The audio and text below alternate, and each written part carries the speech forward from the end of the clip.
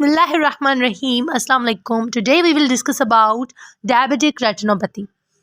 Diabetic retinopathy is a chronic, progressive, and potentially sight-threatening disease of the retinal microvasculature associated with the prolonged hyperglycemia and other conditions linked to diabetes, such as hypertension. Diabetic retinopathy जो है वो chronic यानी कि long term चलने वाली disease और side threatening disease है retinal माइक्रोवेस्कुलेचर की। रेटिना में जो हमारी स्मॉल ब्लड वेजल्स होती हैं बेसिकली ये उनकी डिजीज़ है। वेस्कुलर चेंजेस आना शुरू होती हैं जिसमें, और ये एसोसिएट करती है प्रोलॉन्ग हाइपरग्लाइसीमिया यानी हमारे ब्लड लेवल में लॉन्ग टर्म हाइपरग्लाइसीमिया रहने की वजह से, यानी जब हम ज़्यादा टाइम तक डायबिटिक होते हैं तो डायबिटिक रेटिनोपैथी स्टार्ट होना शुरू हो जाती है, वेस्कुलर चेंजेस होना स्टार्ट हो जाते हैं। ठीक है, उसके बाद आ जाता है इसके रिस्क फैक्टर्स में सबसे पहले हम लोग बोलते हैं कि ड्यूरेशन ऑफ डायबिटीज़, यानी जितना टाइम ज़्यादा हम लोग डायबिटिक होंगे उतने ही ज़्यादा चांसेस हैं हमारे डायबिटिक रेटिनोपैथी होने के। उसके बाद है पोर कंट्रोल ऑन डायबिटीज़, हम जितना कंट्रोल नहीं करेंगे डायबिटिक का, जैसे ही डायबिटिक बढ़ेगी वैसे ही हमारे फंडस में चेंजेस होना वेजल्स में स्टार्ट हो जाएंगी और बढ़ती जाएंगी जैसे ही शुगर की लेवल्स बढ़ी हुई होंगी। उसके बाद आ जाती है प्रेगनेंसी में क्या होता है कि हमारी जो बॉडी है वो इंसुलिन रेजिस्टेंस हो जाती है ऑलरेडी, तो उसकी वजह से जो है डायबिटिक ज़्यादा लोग हो जाते हैं, तो उन्हीं में ही डायबिटिक रेटिनोपैथी होती है। उसके बाद हाइपरटेंशन है, नेफ्रोपैथी है और स्मोकिंग वगैरह जो है। उसके बाद आ जाती हैं साइंस। ठीक है, साइंस यानी हम लोग फंडस में क्या देखेंगे जब हम उसकी एग्जामिनेशन करेंगे तो सबसे पहले हमें मिलेंगे माइक्रो एन्यूरिज्म्स क्या होती हैं? Localized out pouchings of the capillary walls, यानी जो हमारी स्मॉल वेजल्स हैं उनके जो पैरासाइट्स हैं वो हाइपरग्लाइसीमिया होने की वजह से डैमेज हो जाते हैं। तो इसमें क्या होती हैं कि फोकल चेंजेस आना शुरू हो जाती हैं, यानी किसी किसी जगह पे आपके जो है आउट पाउचिंग्स होंगी, वहाँ पे डॉट्स बन जाएंगे वेजल्स में। ठीक है, उसके बाद हमारे पास आ जाती हैं रेटिनल हेमरेजेस क्या होते हैं? बेसिकली 3 तरह के होते हैं। ठीक है, इसमें आ जाते हैं retinal nerve fibre layer haemorrhages, जो हमारी रेटिना की लेयर्स हैं उसमें जो सबसे पहली लेयर होती है नर्व फाइबर लेयर, उसमें हेमरेज होना स्टार्ट हो जाते हैं जिनको हम बोलते हैं फ्लेम शेप्ड हेमरेजेस। उसके बाद आ जाते हैं इंट्रा रेटिनल हेमरेजेस को हम लोग बोलते हैं डॉट एंड ब्लॉट हेमरेजेस ज़्यादातर जो है हमारे रेटिना के मिडिल लेयर्स में होते हैं, जैसे कि outer plexiform, inner nuclear layer, इनमें जो है हमारे डॉट ब्लॉट हेमरेजेस और डीप डार्क हेमरेजेस जो होते हैं वो होते हैं इनमें। ठीक है, उसके बाद हमारे पास आ जाते हैं एक्सुडेट्स क्या है कि जैसे डायबिटिक रेटिनोपैथी में क्या हुआ कि हमारी जो वेजल्स हैं वो लीक होना स्टार्ट हो गई। ठीक है, तो उनमें से ब्लड निकलेगी, उनमें से हमारे बॉडी में और क्या क्या चीज़ें होती हैं, लाइपोप्रोटीन्स होती हैं, तो वहाँ से प्रोटीन्स डिपॉजिट्स होंगे, वहाँ पे जो है एडिमा होगा, पानी जमा हो जाएगा। तो जो एक्सुडेट्स होते हैं ना वो हमारे लिपोप्रोटीन्स से जो है कंपोज्ड हुए वो होते हैं, यानी हमारी जो फंडस है वहाँ पे लिपोप्रोटीन अक्यूमुलेट होगा। ठीक है, जिससे हम बोलेंगे एक्सुडेट्स। ठीक है, एक्सुडेट्स जो होते हैं वो येलोइश वैक्सी लाइक होते हैं और ये एक जगह पे भी हो सकते हैं और पूरी जो है रेटिना के क्वाड्रेंट्स में भी हो सकते हैं। आगे मैं आपको क्लासिफिकेशन में बताऊंगी कि अगर किस किस एरिया पे हों तो हम उसको कैसे क्लासीफाई करेंगे। ठीक है, उसके बाद हमारे पास आ जाते हैं कॉटन वूल स्पॉट्स क्या होते हैं कि ये जो हमारी नर्व फाइबर लेयर है, ठीक है, उनमें जो डेब्रिस हो जाती है ना, न्यूरोनल डेब्रिस, वो जमा हो जाती है। न्यूरोनल डेब्रिस यानी जैसे ही लीकेज स्टार्ट होगी उसमें जो न्यूरॉन्स हैं वो डैमेज होंगे, तो उनकी जो डेब्रिस है वो जो है उसको हम कॉटन वूल स्पॉट्स कहते हैं। ये जो है इतनी शार्प नहीं होती, लेकिन ये जो है ब्लरिश जो है स्पॉट्स होते हैं सुपरफिशियल। ठीक है, इसके बाद हमारे पास आ जाता है diabetic macular oedema. Diabetic macular oedema क्या होता है? पानी जमा हो जाना। यानी ये कैसे पता चलेगा? जब हमारी जो रेटिना की थिकनेस है उससे हम अंदाज़ा लगाएंगे कि ये नॉर्मल थिकनेस से ज़्यादा है, तो ये डायबिटिक मैकुलर एडिमा है। ठीक है, उसके बाद इसमें जो है हमारे पास आ जाएंगी वीनस बीडिंग। वीनस बीडिंग क्या होती है कि जो हमारी वीन्स हैं उनका गुच्छा बन जाना स्टार्ट हो जाता है, यानी बर्ड्स लाइक। ठीक है, बर्ड्स लाइक जो है वो अपीयर होना स्टार्ट हो जाएंगी। जैसे ब्लॉकेज होती है ना, तो ब्लॉकेज में वो जो वेजल है उसका गुच्छा बन जाता है, यानी बर्ड्स लाइक। और दूसरा होता है इरमा, इंट्रा रेटिनल माइक्रोवेस्कुलेचर एबनॉर्मलिटीज़। इरमा यानी जो हमारी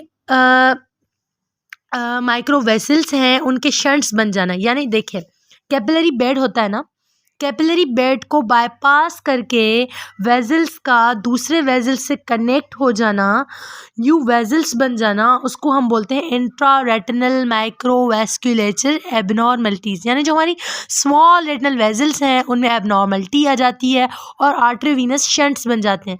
ठीक है, जो बाईपास करते हैं कैपिलरी बेड को। और इसमें क्या होता है कि जो कैपिलरी परफ्यूजन हो जाती है ना, यानी जिस जगह पे ऑक्सीजन प्रोवाइड नहीं होती, ब्लॉकेज हो जाती है, वहाँ पे ये बेसिकली सप्लाई कर रही होती हैं, जिनको हम बोलते हैं इरमा। इसके बाद हमारे पास आ जाती है proliferative diabetic retinopathy. Proliferative diabetic retinopathy में हमारे पास आ जाती है न्यू वेजल्स, न्यू वेस्कुलराइजेशन जिसको हम बोलते हैं। अब न्यू वेस्कुलराइजेशन जो है वो हमारी दो तरह की होती है। एक होती है NVDs यानी new vascularization on the disc, और एक होती है NVEs यानी न्यू वेस्कुलराइजेशन एल्सवेयर। एल्सवेयर यानी किसी भी रेटिना के क्वाड्रेंट में। ठीक है, इसके बाद हम आ जाते हैं इसकी क्लासिफिकेशन पे। क्लासिफिकेशन यानी ETDRS क्लासिफिकेशन है early treatment diabetic retinopathy resources, जिसमें हम डायबिटिक रेटिनोपैथी को क्लासीफाई करते हैं कि हमारे पास क्या क्या होगा पेशेंट को, तो हम उसको क्या बोलेंगे। जैसे सबसे पहले आ जाता है वेरी माइल्ड NPDR। अगर एक पेशेंट है वो आपके पास अपीयर होता है और उसको ओनली माइक्रो एनेरिज्म है, उसके अलावा कुछ भी नहीं है, तो उसको आप बोलेंगे वेरी माइल्ड NPDR। उसके बाद अगर एक पेशेंट आपके पास आता है और उसको जो है माइक्रो एनेरिज्म्स हैं, रेटिनल हैमरेजेस हैं और एक्सुडेट्स हैं और कॉटन वूल स्पॉट्स हैं up to the level of moderate NPDR, यानी उसको सिर्फ मॉडरेट NPDR नहीं है। ठीक है, उसको जो है माइक्रो एनेरिज्म, रेटिनल हैमरेजेस, एक्सुडेट्स और कोई उसको न्यू वेस्कुलराइजेशन नहीं है, तो उसको हम बोलेंगे माइल्ड NPDR। और उस पेशेंट का हम लोग 6 मंथ्स के बाद फॉलो अप करवाएंगे, ये इसकी मैनेजमेंट है। ठीक है, 6 मंथ्स टू 12 मंथ्स के लिए हम उसको जो है फॉलो अप करवाएंगे। उसमें जो है अभी कोई मैनेज उसको नहीं करेंगे। उसके बाद हमारे पास आ जाता है मॉडरेट NPDR। मॉडरेट में क्या है कि हमारे पास सेवियर रेटिनल हैमरेजेस होंगे और जो है सिग्निफिकेंट वीनस बीडिंग होगी और जो है कॉटन वूल स्पॉट्स होंगे। अब इसमें क्या है कि जो वीनस बीडिंग है वो एक क्वाड्रेंट से ज़्यादा नहीं होनी चाहिए, यानी ये रेटिना है उसके 4 क्वाड्रेंट्स हैं। ठीक है, उसके किसी भी एक क्वाड्रेंट में अगर वीनस बीडिंग है तो उसको हम मॉडरेट NPDR कहेंगे, और जो कॉटन वूल स्पॉट्स हैं वो होंगे। ठीक है, इसमें क्या होगा कि इसको भी हम जो है 6 मंथ्स का फॉलोअप देंगे, और इसमें जो है 26% जो है रिस्क है कि ये हाई PDR की तरफ जाए, यानी ये हाई रिस्क पे है PDR का।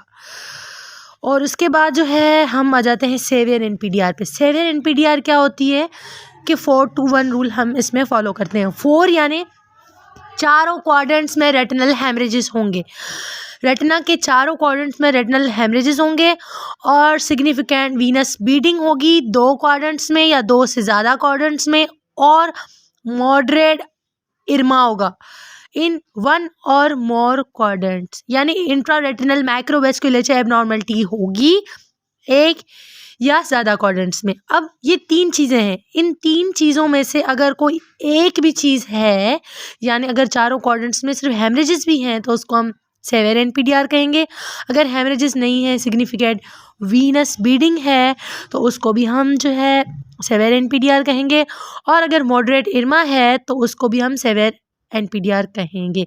अब ये इन 3 चीज़ों में से 2 भी हो सकती हैं, 1 भी हो सकती है, ठीक है। उसके बाद आ जाती है वेरी सेवियर एनपीडीआर। इसमें क्या होगा, ये जो 3 साइंस मैंने अभी बताई इन तीनों में से कोई भी 2 या 3 होंगी। अगर इन 3 साइंस में से कोई एक साइन है तो वो होगी सेवियर एनपीडीआर या इससे ज़्यादा। और अगर 2 साइंस हैं या उससे ज़्यादा हैं तो उसको हम कहेंगे वेरी सेवियर एनपीडीआर। और इसमें क्या 2 to 3 मंथ्स का रिव्यू लाजमी है। पेशेंट को 2 या 3 मंथ्स बाद हमने फॉलोअप करवाना है, ठीक है। इसके बाद आ जाता है proliferative diabetic retinopathy PDR. PDR में फिर क्लासिफिकेशन आ जाती है mild to moderate PDR. Mild to moderate PDR में क्या होगा, न्यू वेजल्स होंगी डिस्क पे या तो elsewhere, new vessels on elsewhere. अब न्यू वेजल्स क्या है, न्यू वेजल्स एक हॉलमार्क है पीडीआर की। मतलब जब आपने न्यू वेजल फंडस में देखी उसका मतलब पीडीआर हो गई, प्रोलिफरेटिव डायबिटिक रेटिनोपैथी। अब इसमें हम ट्रीटमेंट कॉन्सिडरेशन इसमें आ जाती है कि अगर ये सेवियर है और जो है इसका जो है हमने 2 मंथ्स बाद जो है फॉलोअप एनी हाउ कराना है। और इसके बाद आ जाता है हाई, उसके बाद हमारे पास आ जाती है हाई रिस्क पीडीआर।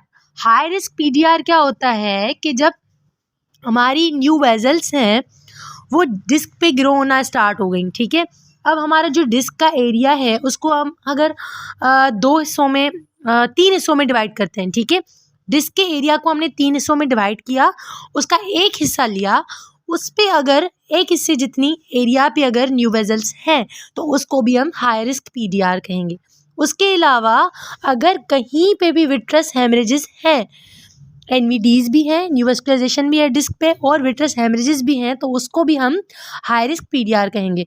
और तीसरी पॉइंट है कि एनवीईज यानी new vascularization elsewhere rather than disc, disc पे नहीं है, डिस्क के अलावा कहीं पे भी है, लेकिन वो कितनी है 1/2 डिस्क एरिया जितनी। जो हमारी डिस्क की एरिया है उसको हमने 2 हिस्सों में डिवाइड किया, उसका जो एक हिस्सा है उतनी एरिया की जो वेजल्स हैं वो कहीं पे भी हैं और उसके साथ विट्रस हेमरेजेस भी हैं तो उसको भी हम हाई रिस्क पीडीआर कहेंगे, ठीक है।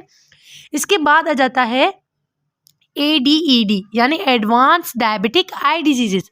एडवांस डायबिटिक आई डिजीजेस जो है उसमें क्या होगा कि विट्रस हेमरेजेस होंगे और जो है ट्रैक्शनल रेटिनल डिटैचमेंट्स होंगी विट्रस हेमरेजेस की वजह से, और जो है रूबियोसिस आयराइडिस होगी यानी आयरस पे भी न्यू वेजल्स आना शुरू हो जाएंगी और न्यूवेस्कुलर ग्लाइकोमा भी हो सकती है।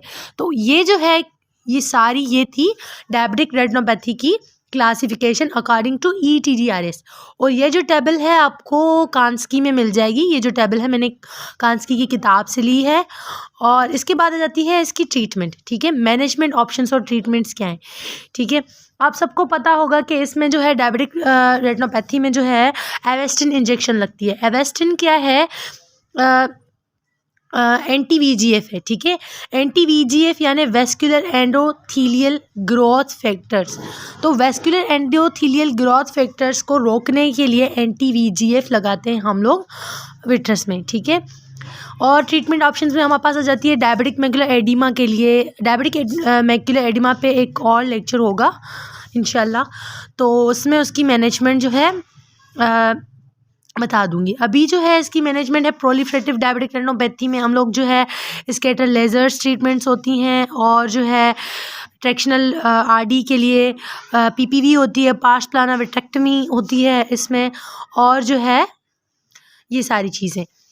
ये था हमारा डायबिटिक रेटिनोपैथी पे लेक्चर और इंशाल्लाह नेक्स्ट लेक्चर हमारा होगा एडवांस उस पे मैकुलर एडिमा पे।